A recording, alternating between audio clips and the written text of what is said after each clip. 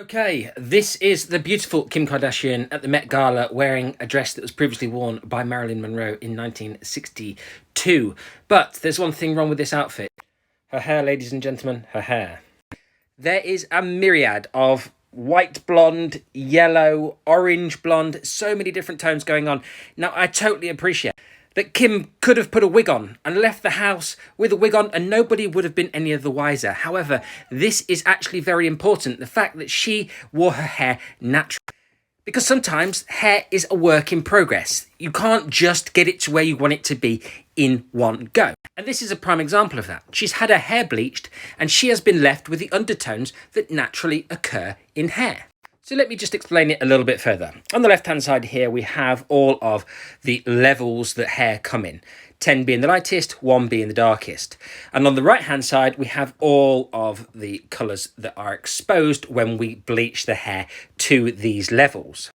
All colour, professionally or otherwise, comes in this level system. It's internationally recognised, 10 being the lightest, 1 being the darkest, as I mentioned previously. But on the bottle, it will say 10 point something or 9 point something.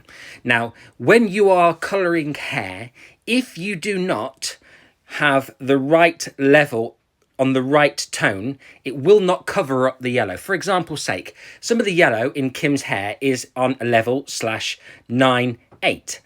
The level 10 toner that they've used to go over those very, very white pieces, and by the way, white hair is an illusion unless you're going to take it home in a carrier bag, or it's going to deteriorate and snap off in a short space of time. The level 10 toner that they've used has not been strong enough to cover these tones, and well, in the nape area, she's got something like that going on. Now, the only way that they could have combated this is to have actually coloured all of her hair down to maybe a level 8, but it would have been massively darker. But as a professional hairdresser, I totally appreciate the fact that they didn't cover her hair with a wig, and the whole of the world can see that even Kim Kardashian is not impervious to what hair does naturally when we bleach it. And so massive kudos to you, Kim, who is helping the hair industry unwittingly by leaving the house and not putting a wig on over your hair that is patchy and a work in progress. I'm sure in a few weeks' time we'll see Kim with platinum white hair that is in readable condition, but hair that's gone from very dark to very light will never be in great condition. All you can do is sustain it with products that build the bonds, and you can't permanently build bonds, but I'll talk about that in another one.